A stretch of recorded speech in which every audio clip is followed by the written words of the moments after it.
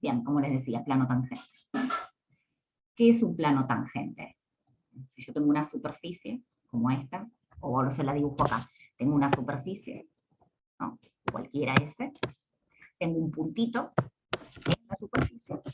Un plano tangente sería una especie de plano que, la idea esta de tangente que tenemos de análisis 1, ¿no? De que toque nada más que a la superficie en ese puntito, como si fuera, no sé si ustedes ven mi imagen, como si fuera la superficie de mi mano y que el plano toque nada más que a esta partecita, entonces sería así, el plano, ¿no? Esa es la idea. Yo tendría acá plano tangente donde toca la superficie nada más que en ese puntito. Esa sería la idea del plano tangente. Ahora, ¿cómo podemos razonar para poder obtener la ecuación de ese plano tangente? Y a ver, tenemos una superficie paramétrica, o sea, tenemos una parametrización de la superficie. Si yo quiero un punto particular de esa superficie, lo que hago es buscar un parámetro particular, que en este caso es un punto del plano, o sea, un U0, B0, por ejemplo, ¿no? Como está puesto acá. R de el P0, que es el puntito que está ahí en la superficie, ese puntito que está ahí en la superficie es el P0, vendría a ser la imagen, ¿no?, de un R de U0, B0, uno particular. Acá tengo el U0, B0, y va a parar a un punto de la superficie que le pongo de nombre P0. ¿Qué pasa? Si yo tomo otro punto cualquiera acá en el dominio D, obtengo otro punto de la superficie, ¿no? Y así sucesivamente. ¿Qué pasa si a mí me interesa averiguar las imágenes de todos los puntos, por ejemplo, de esta recta? Esta es una recta en el plano D, ¿sí? En el plano UD. Es decir, esta recta, ¿qué ecuación tiene? Es U igual a U0, o sea, siempre es el mismo U. El que varía es el B en esta recta roja, ¿sí? Si yo, este puntito que era el U0, B0, iba a parar a este puntito B0 que está ahí, ¿sí? Ahora, si yo quiero otro puntito que esté en esa misma recta, esa recta roja, ¿sí?, ¿dónde va a ir a parar? Si yo tomo, por ejemplo, este punto, va a ir a parar a otro lado.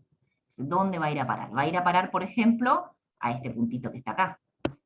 Y este otro que está acá, ¿dónde va a ir a parar? A otro que está acá. O sea, lo que se va a ir produciendo en la superficie es una curva. Una curva en la superficie, que fíjense que le ponemos de nombre C1, por ejemplo. Esta recta va a parar a esa curva roja, ¿sí? Y si ahora se me ocurre hacer las imágenes de esta otra recta, esta recta tiene como ecuación B igual a B0, o sea, el que se mantiene siempre constante es B0. El que varía va a ser el U ahora. Bueno, todas las imágenes de esa curvita, de esa rectita, todos los puntos que están acá, van a ir a parar a otra curva. Hay que acordarse, este puntito justo en particular, lo comparten, ¿no?, entre las curvas que está ahí. Entonces todas las imágenes van a ir a parar a otra curva. Esa otra curva le ponemos de nombre, fíjense acá dice C2.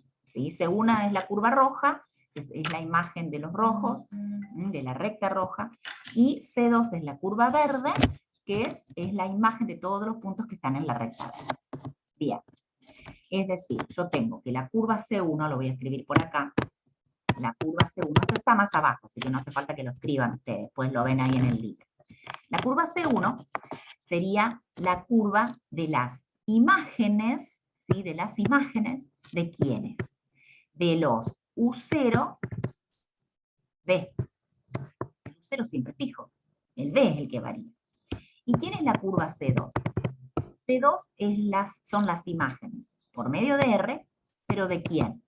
El U variaba y el B era que se mantenía fijo, ¿sí? O sea, en definitiva, como este es el que varía, el B es el que varía, lo que estoy teniendo de C1 es una representación paramétrica de la curva, donde el parámetro es B. En R2 tengo una parametrización de la curva en donde la variable es, o sea, el parámetro es U, porque B era fijo. ¿Está bien? Si nosotros ahora pensamos en, por ejemplo, en obtener un vector tangente a la curva C1, que era como las de antes, ¿no? Tengo un solo parámetro, B. Entonces, ¿cómo hago para obtener un vector tangente a la curva C1? ¿Qué era lo que hacía? Era la derivada de la parametrización, o sea, la derivada de R. Pero, ¿quién es la variable acá, el parámetro? Es B. O sea, si yo hago la derivada de R con respecto a B, sería la derivada de la parametrización de la curva C1. Quiere decir que la derivada de R con respecto a B, si yo la calculo en el punto U0, B0, obtengo justo el vector tangente acá, que está dibujado ahí, RB. Un vector tangente a la curva roja. ¿Sí? ¿Y quién es el vector tangente a la curva roja? Es la derivada de R con respecto a B, porque B era el parámetro. La misma historia. Si yo en la curva C2 quiero un vector tangente en el punto P, ¿qué es lo que voy a hacer? Voy a hacer la derivada de R, pero con respecto a U, porque U es el parámetro de la curva R2. Entonces voy a obtener un vector tangente acá, que se llama RU. O sea que tengo dos vectores tangentes a la curva, uno a la curva roja y el otro a la curva verde. Pero en definitiva, esos dos vectores son tangentes a la superficie en el punto P0. Si yo tengo dos vectores tangentes a una curva, si yo quiero un vector perpendicular, ¿qué puedo hacer para obtener un vector perpendicular? Producto vectorial. Hacemos el producto vectorial, o sea que si yo a este vector le pongo de nombre, no sé, le pongo de nombre n, le poníamos en general. Entonces n es el producto vectorial entre RU y RB. Quiere decir que este n es perpendicular a la superficie en este punto. ¿Y qué decía el título de esta sección? Plano tangente. Significa que este n va a ser perpendicular a ese plano tangente que estoy buscando. Ya va a ser el n que voy a necesitar para la ecuación del plano, ¿sí? Porque en las ecuaciones de los planos necesitaba un vector perpendicular, ¿no? O sea, acá tenemos el RU, ¿dónde está? El RB, el RU, y el producto vectorial entre RU y RB, ¿no? Va a ser el vector perpendicular a la superficie. Por ejemplo, que por supuesto que no tiene que valer 0, porque si no, no tenemos plano tangente, ¿no? Tiene que ser siempre distinto de 0. Cuando siempre es distinto de 0, la superficie recibe un nombre. Se llama superficie uniforme. ¿Se acuerdan que también aparecía esta misma palabra, uniforme, entre las curvas? ¿Sí? Las curvas también se llamaban uniforme cuando los vectores, el vectorcito tangente a la curva era distinto de 0. ¿Sí? También se llamaba uniforme. Acá pasa lo mismo. Si ese vector, el vector que es perpendicular a la curva, es siempre distinto de 0, se dice que la superficie es uniforme. Y es el que vamos a necesitar para el plano tangente. Ya tengo un punto de paso, que va a ser el P0. Averiguando este producto vectorial, tengo un vector perpendicular. Entonces con esos dos elementos, ya me alcanza para el vector, para encontrar la ecuación del plano tangente. Ahora vamos a ver un ejemplo. Ahora. Ejemplo número 9. A ver. Dice, determina el plano tangente a la superficie cuyas ecuaciones paramétricas son, a ver, ¿cuáles son las ecuaciones paramétricas? X igual a U al cuadrado, Y igual a B al cuadrado, Z igual a U más 2B. ¿En qué punto? En el punto 1, 1, 3. Entonces lo que yo tengo es que el R, ¿no?, de U, B, sería U al cuadrado, tenemos B al cuadrado, y por último, U más 2B. Ese sería nuestro R. Como me piden la ecuación del plano tangente, necesito un vector perpendicular. ¿Cómo obtenemos un vector perpendicular? Como habíamos dicho recién, el producto vectorial entre RU y RB. ¿Qué son RU y RB? Las derivadas parciales, ¿sí? Entonces vamos a hacer las derivadas. Si yo derivo R con respecto a U, ¿qué tengo? Primero, 2U. La primer componente, 2U. La segunda componente, si derivo con respecto a u, me da 0, ¿no? Me da 2u, me da 0. Y esta con respecto a u me da 1, ¿sí? Ahora si hago la derivada con respecto a b. Si hago la derivada con respecto a b, la primera, que no depende de b, me da 0. La segunda componente me da 2b, y la tercera componente me da 2. Ahora tengo que hacer el producto vectorial entre estos dos, ¿sí? ¿Cómo era el producto vectorial? Era que lo poníamos uno así, uno arriba, el otro abajo, e íbamos haciendo los productitos cruzados, ¿sí?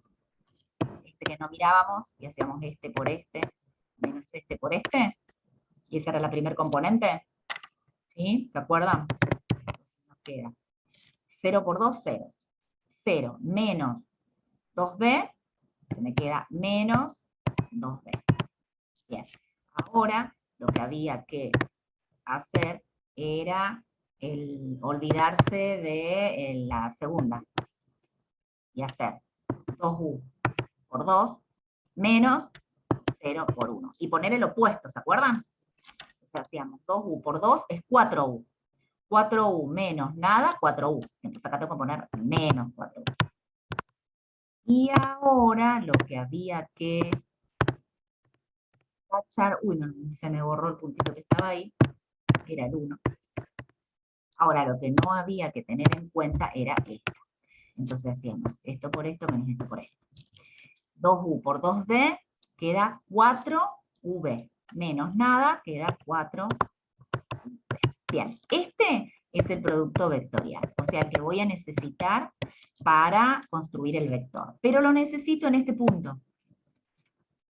En el punto 1, 1, 3.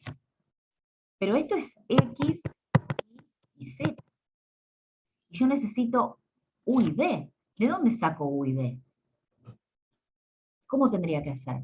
Yo sé que en algún lugar, para algún valor de u y de b, r de v es igual al punto 1, 1, 3. Entonces eso es lo que tengo que averiguar. ¿Quién será el u y el b para obtener el punto 1, 1, 3? Y a ver qué les parece a ustedes. Esto sería esto. Esto sería esto. Y esto sería este. Entonces, ¿cómo sería? A ver, si u cuadrado es 1, tengo dos posibilidades. Podría valer 1 o menos 1 el valor de u. ¿Sí? Si el i es 1, 1 igual a b cuadrado, de nuevo, el b podría llegar a valer 1 o menos 1. Por ahora tengo esas dos posibilidades.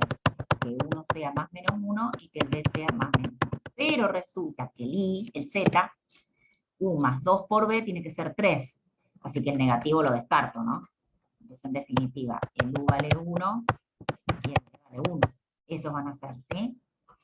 O sea que para obtener el vectorcito normal que yo necesito, voy a tener que reemplazar al u y al b por el 1 y el 1. O sea que voy a tener menos 2, 4, 4. Ese es el vector que necesito. O sea, lo que yo tengo es el vector normal al plano y el punto de paso.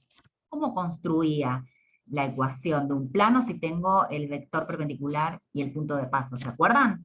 ¿Cómo se hacía? Que se hacía a por x menos x0 más b por 0 más z por z, más c, perdón, más z menos z0 igual a 0. Así era. Entonces ya tengo el a, el b y el c, que serían acá, estos. Tengo el x0 y 0, z0, que sería esto. ¿Sí? Entonces vamos a bajar, porque está hecho debajo, y ahí lo tienen. ¿No? Ahí. A, B, C, y el punto 1, 1, 3. Lo pueden dejar así, sin hacer la distributiva, o acá debajo está hecha la distributiva. Y esa es la ecuación del plano tangente a la superficie en ese punto en particular. ¿Se entiende? ¿Entendieron? ¿Más o menos? ¿Algo? ¿Alguien se anima? Sí. ¿Sí? Perfecto. Sí, sí, se entendió. Bárbaro. Pasamos a otra cuestión ahora, que es lo último que aparece en esta sección. Lo que vamos a hacer es encontrar el área de una superficie. De una superficie paramétrica primero, ¿sí? Vamos a encontrar el área de una superficie paramétrica. Bien, nosotros ¿dónde estábamos parados cuando teníamos una superficie paramétrica? Teníamos un dominio de, vamos a pensar ahora en un rectangulito como dominio, ¿sí? Como para simplificar las cosas, vamos a pensar que el dominio este D es un rectangulito en el plano V, ¿sí? Bueno, la imagen por medio de R, de este dominio D, me da una superficie, ¿sí? Una superficie en el plano, en el espacio, en el X y Z, una superficie X, ¿sí? Bien, yo quiero encontrar el área de esta superficie. Entonces lo que voy a hacer es considerar una subdivisión de este rectángulo, que es el dominio. Lo voy a subdividir en rectangulitos. Entonces a cada rectangulito lo voy a llamar R y J. R y J. Entonces yo voy a tener, por ejemplo, este rectangulito que está acá sería el R11, por ejemplo. Este rectangulito que está acá sería el R1N, si tengo N rectangulitos acá en la primera filita. Y en la primera columna tendría el R21, acá el R31, y acá tendríamos el rectangulito RM1, por ejemplo. ¿Sí? Un montón de rectangulitos. Cada rectangulito, por ejemplo, el rectángulo 1, 1, cuando yo calculo las imágenes de todos los puntos en este rectangulito, ¿a dónde van a ir a parar? Van a ir a parar a un pedacito de superficie. Este pedacito de superficie lo vamos a llamar parche, como la imagen del R11 va a parar en el parche S11.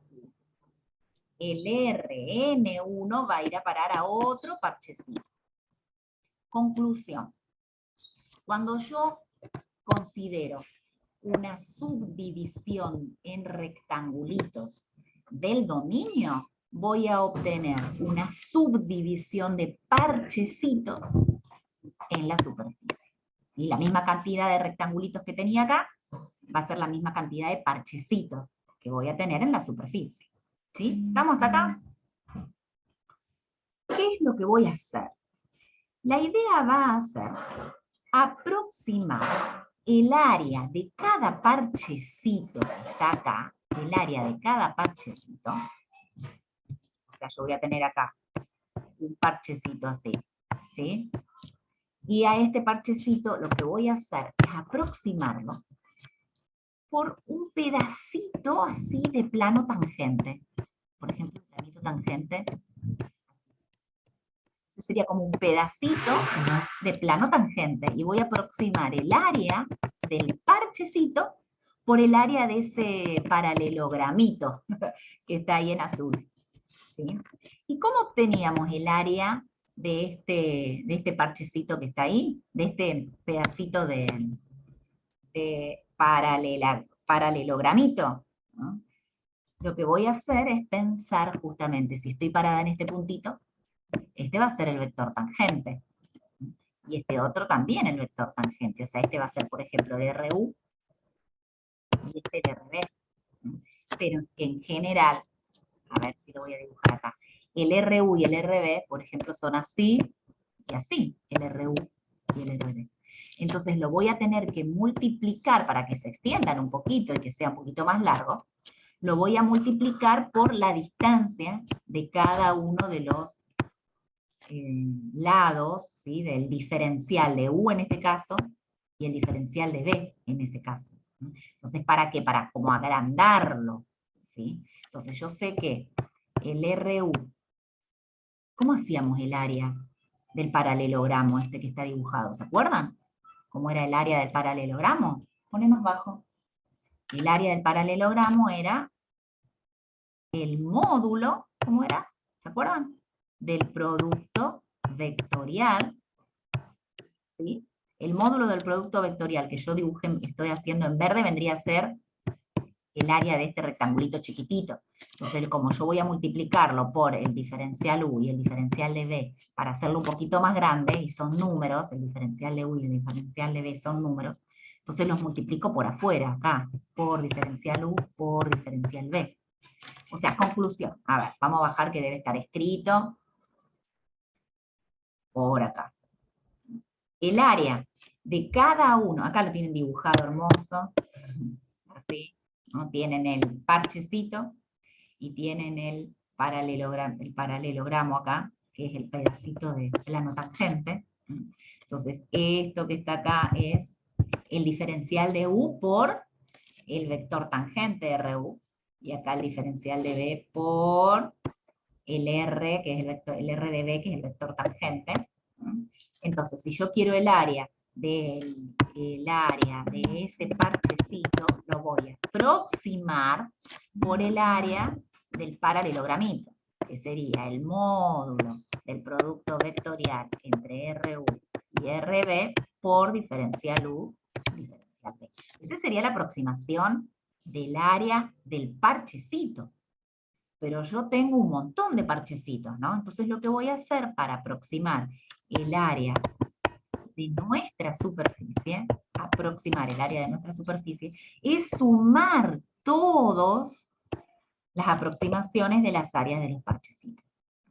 Nos queda la suma variando I de 1 hasta M, y la suma variando J de 1 hasta N, porque se acuerdan que teníamos N y M, ¿sí? De esta manera es una aproximación. Y esto, que está acá, no es otra cosa que una suma de Riemann. Ahora, cuanto más chiquita sea la subdivisión que tomemos en el V, mejor va a ser la aproximación que vamos a tener del área de toda la superficie, ¿sí? Es decir, el área de la superficie, va a ser el límite, de la suma de Riemann cuando I y cuando J, no, cuando I y cuando J no, cuando N y cuando M tienden a infinito.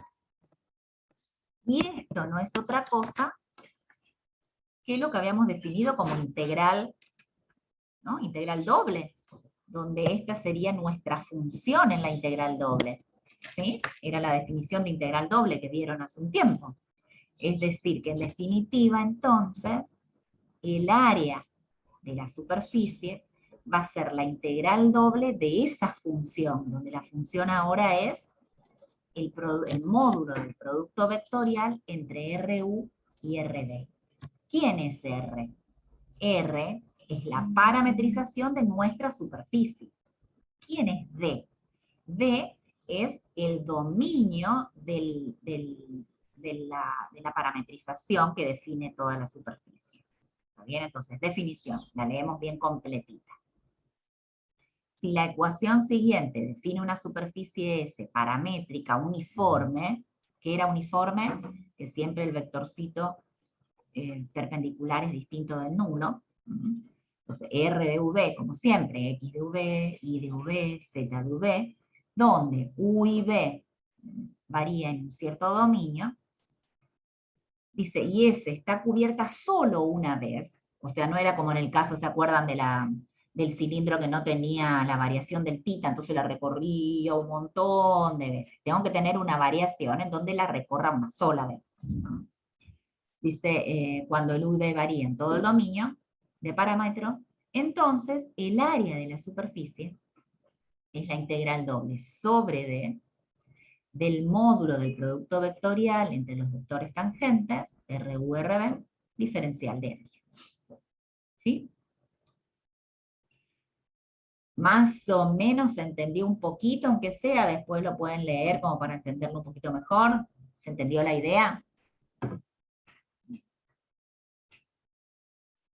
Vamos con un ejemplo.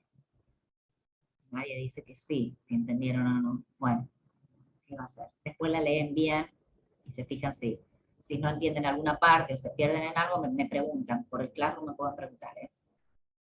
Bueno, a ver, ejemplo 10. determine el área de la superficie de una esfera de radio A. Tengo una esfera de radio A. Para determinar el área, de acuerdo a la formulita que vimos recién, necesito una parametrización. Y sí o sí necesito una parametrización. Bueno, la parametrización que usamos, que la habíamos visto en uno de los ejemplos, es lo que usábamos en las integrales, ¿se acuerdan? De las coordenadas esféricas, así que usamos eso.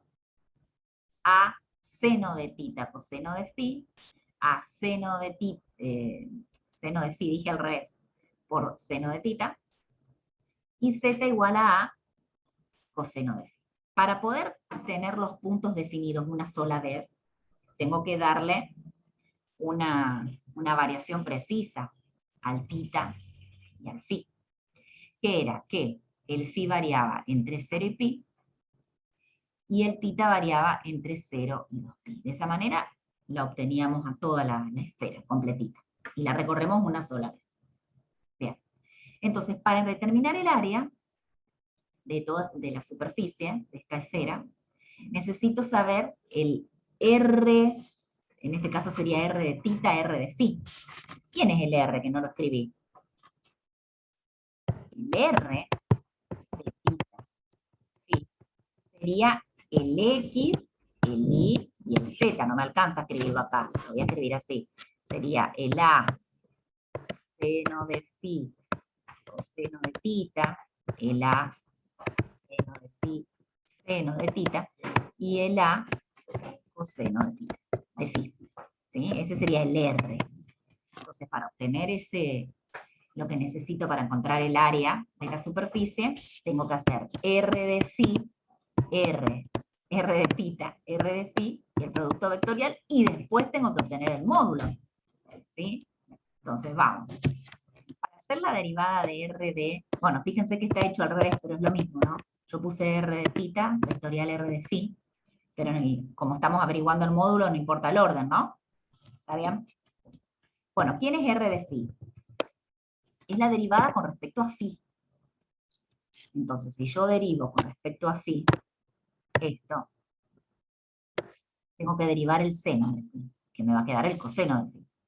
Entonces voy a tener A coseno de phi, coseno de tita. Ahora tengo que derivar este con respecto a phi, que voy a tener que derivar nada más que esto, que me va a quedar el coseno de phi otra vez. A coseno de phi, seno de phi. Y por último tengo que derivar esto con respecto a phi, que tengo que derivar el coseno, o sea, va a ser menos A seno de phi. ¿Está bien? Ahora, debajo tengo que poner la derivada de R con respecto a tita. Ahora, con respecto a tita tengo que derivar el coseno el primero, o sea, va a quedar menos. Entonces, menos A seno de phi, seno de tita. Ahora derivo el segundo, que me va a quedar el coseno. Entonces, A seno de phi, coseno de tita. Y por último, tengo que derivar el z con respecto a tita, pero no hay tita, así que me queda 0. ¿Estamos acá? Ahora tengo que hacer el producto vectorial entre esos dos. O sea, a ver, vamos despacio. Para el producto vectorial, primero no miro esto. Y tengo que hacer este por este, que es, como es por 0, no tengo nada, menos esto por esto, que es menos, y acá tengo otro menos, así que en definitiva me queda positivo. Entonces tengo que hacer A por A va a quedar A al cuadrado, seno de phi por seno de phi, también seno al cuadrado de phi, y el coseno solo. Me queda A al cuadrado, seno cuadrado de phi, coseno de phi. ¿Está bien? Ahora, lo que tengo que hacer es la segunda componente del producto vectorial, en donde lo que no miro es esto. Yo voy a tener esto por esto, otra vez 0, menos esto por esto. Fíjense que menos menos es más, o sea que me termina quedando menos. A por A va a ser A al cuadrado, seno de phi por seno de phi, seno cuadrado de phi, por el seno de tita. Y eso me da esto por esto menos esto por esto. Pero acá tengo que poner el opuesto, ¿sí? Por eso aparece el más. Más A al cuadrado, seno cuadrado de phi, seno cuadrado de phi. Digo coseno de tita. Y por último, tengo que hacer la última componente, en donde en la última componente lo que no miro es esto, ¿sí? O sea que voy a tener que hacer este por este, menos este por este. Ahora lo voy a hacer acá, al costadito. Si yo hago esto por esto, voy a tener el a al cuadrado. Coseno de phi, seno de phi. Coseno de tita, o sea, coseno cuadrado de tita. Menos. Este por este, pero resulta que como tengo un menos, me queda un más. La a al cuadrado. Seno de phi por coseno de phi. Seno de phi por coseno de phi. Seno de tita por seno de tita, que sería seno cuadrado. Entonces queda toda esta suma. ¿Cómo tengo? A ver, ¿qué es lo que se repite para sacar factor común? A al cuadrado, a al cuadrado. Seno por coseno de phi, seno por coseno de phi. Entonces, si yo saco eso como factor común, es lo que voy a tener, a al cuadrado por coseno de phi. Factor común, entonces me va a quedar el coseno cuadrado de tita más el seno cuadrado de tita, que ¿cuánto vale eso? Vale 1. O sea que en definitiva, la última componente me queda a al cuadrado por seno de phi por coseno de tita, porque esto vale 1. ¿Estamos hasta acá? Lo que necesito para calcular el área de la superficie es el módulo de este vectorial. El módulo. Es decir, la raíz cuadrada de la suma de las componentes al cuadrado. ¿Sí? Bueno, vamos a hacer. Tengo que elevar al cuadrado cada una de estas componentes. O sea que me va a quedar a la cuarta por seno a la cuarta por coseno al cuadrado, que es lo que está acá. Más, lo mismo con este. A la cuarta por seno a la cuarta de phi por seno al cuadrado de tita. Más y el cuadrado de eso. A la cuarta por seno cuadrado de phi por coseno cuadrado de tita. Todo eso. ¿Sí? A ver, ¿qué es lo que se puede sacar como factor común? Fíjense que en los dos primeros términos,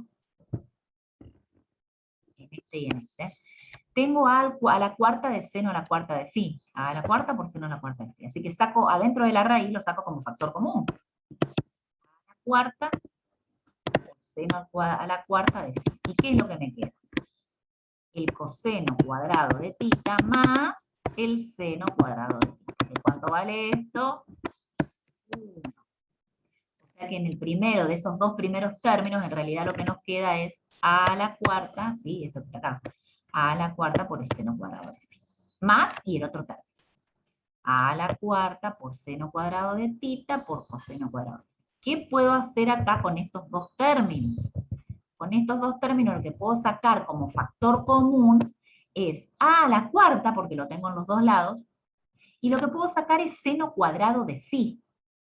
¿Sí? O sea, saco a factor común. A la cuarta, seno cuadrado de phi. ¿Por qué? Cuando lo saco del primer término, como estaba a la cuarta, me queda al cuadrado. Y en este, cuando saco a la cuarta seno cuadrado, me queda el coseno cuadrado. Otra vez. Esto es 1. O sea que en definitiva, dentro de la raíz me termina quedando nada más que a la cuarta por el seno cuadrado de phi. Cuando hago la raíz cuadrada de esto, voy a tener a al cuadrado por el seno cuadrado de phi. Esto es el módulo del producto vectorial entre R, phi, R, que es lo que va a ir adentro de la integral doble que necesito calcular para encontrar el área de la superficie. ¿Sí? Entonces, vamos. El área de la superficie, que esta era la definición. Lo que está escrito ahí era la definición del área, ¿no? Era lo que habíamos encontrado como el área de la superficie. El D, la variación del D, que ya la sabíamos, era entre 0 y 2pi y entre 0 y pi. Y este módulo del producto vectorial es lo que habíamos encontrado recién. Entonces tenemos a al cuadrado por el seno de phi, y ojo con acá con poner los diferenciales. Si puse entre 0 y pi ahí, que era la variación del phi, tengo que ponerlo primero. Y acá entre 0 y 2pi es la variación de tita. Bueno, después ya queda resolver la integral. Una vez que uno resuelve la integral, el resultado es el área de la esfera. El área de radio A. ¿Sí? ¿Vamos? ¿Más o menos? Sí, se entendió. Sí, sí, bro. Vale. Bueno, ahora, ¿qué pasa si nosotros queremos encontrar el área de una superficie, pero no tenemos una superficie parametrizada, una superficie paramétrica? Tenemos a las superficies como la habíamos visto al principio, que era el gráfico de una función de dos variables, ¿no? Como dice el título. ¿Qué pasa si quiero encontrar el área de una superficie, pero que es la gráfica de una función? ¿Se acuerdan al principio cuando decíamos, bueno, si tengo z igual a f de xy, donde el xy variaba en cierto dominio, esta era la cuestión, ¿no? Teníamos así, x, y, z, el dominio estaba acá, era el dominio de, y para dibujar la función, decíamos que a cada valor de xy le dábamos un z, por medio de esta f, o sea que acá arriba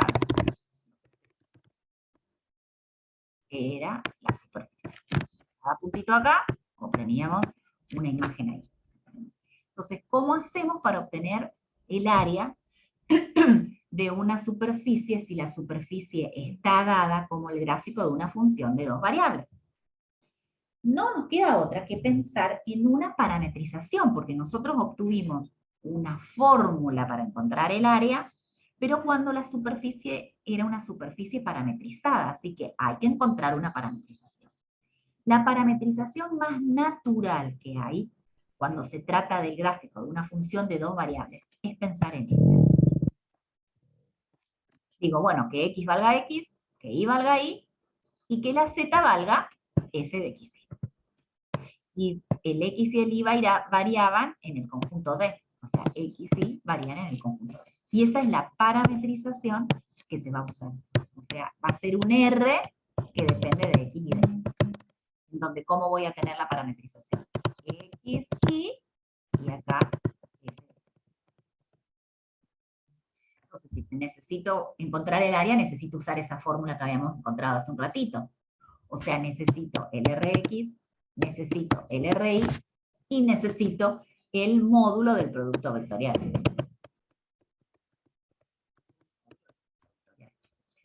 Es lo que voy a necesitar. Entonces, bueno, lo hacemos. A ver, si R de X es esto, ¿cómo queda la derivada con respecto a X? Con respecto a X, voy a tener un 1, acá no está la X, así que va a ser un 0, y esto va a ser la derivada de F con respecto a X. ¿Sí? Ahora, si tengo que derivar con respecto a Y, como la primera no depende de Y, voy a tener 0. La segunda sí, voy a tener un 1, y en el tercer componente va a ser la derivada de F con respecto a Y. Ahora, si quiero hacer el producto vectorial, ¿qué hago primero? Primero, no lo miro, y hago esto por esto menos esto por esto. 0 por, me queda 0. Menos, ahora voy a hacer así. Sería menos la derivada de F con respecto a X. Ahora me tengo que olvidar de esta. Entonces tengo que hacer esto por esto menos esto por esto. 1 por la derivada de F con respecto a Y, menos nada. O sea, me queda la derivada con respecto a Y. Pero acordándonos que siempre en el segundo lugar tengo que poner el opuesto. Y por último, lo que tengo que hacer es olvidarme de esta parte. 1 por 1 menos 0 por 0. ¿Qué es lo que tenemos ahí? Menos y 1. Y ahora necesito el módulo de esto. Que el módulo, como está escrito acá, es esto al cuadrado más esto al cuadrado más 1 al cuadrado. Como tengo un menos y estoy elevándolo al cuadrado, el menos desaparece. Por eso directamente ponemos la derivada de f con respecto a x al cuadrado, más la derivada de f con respecto a y al cuadrado, más 1. ¿Quién era f? F de x y era z. Entonces, comúnmente se suele escribir así, la derivada de z con respecto a x, la derivada de z con respecto a x, ¿sí? Para no tener que andar pasando por la línea. Bueno, por lo tanto, si ya obtuve el módulo del producto vectorial, ya puedo armar la integral que me va a permitir encontrar el área de esa superficie. El área de la superficie, que era doble sobre D, el módulo de RU, vectorial RB, diferencial área. Entonces ahora el módulo, cuando lo tenemos a la superficie dada como el gráfico de una función de dos variables, es esto. Esto sería entonces la fórmula para encontrar el área de una superficie si la superficie está dada como gráfico de una función de dos variables, ¿sí? Y no como una superficie parametrizada. ¿Está bien? Para no hacer todo ese proceso que estuvimos haciendo hasta llegar acá, directamente ustedes pueden usar esa fórmula. ¿De acuerdo? Vamos con un ejemplo. A ver el ejemplo 11. Dice, determine el área de la parte del paraboloide z igual a x cuadrado más y cuadrado, que se ubica bajo el plano z igual a 9. Porque el paraboloide es infinito, así que le tenía que dar un corte para encontrar un área. El corte que le da es, dice, z igual a 9. Ahí, ese está. O sea que tengo que encontrar el área de este paraboloide que tengo acá. ¿Sí? Bien. Es el gráfico de una función de dos variables, así que voy a usar esa fórmula que ahora no se ve, pero esa que la vimos recién. O sea que voy a tener que hacer el área, la integral doble sobre d, no sé todavía quién es d, de la raíz cuadrada de 1 más la derivada de z con respecto a x al cuadrado, más la derivada de z con respecto a y al cuadrado. Y acá tengo z.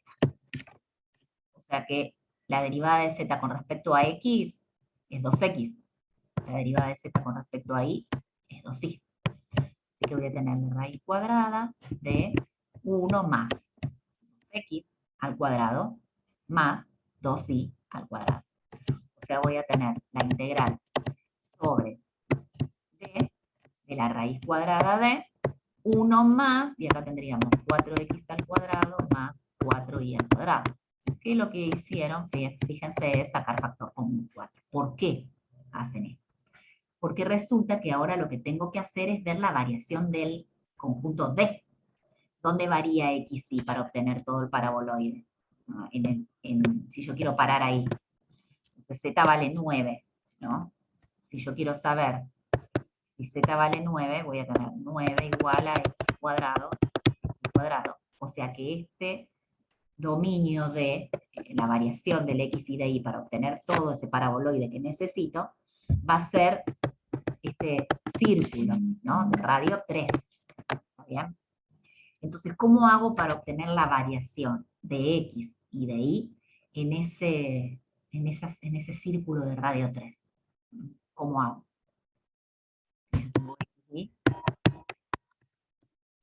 Tengo la circunferencia de radio 3 y quiero la variación de x de y acá adentro.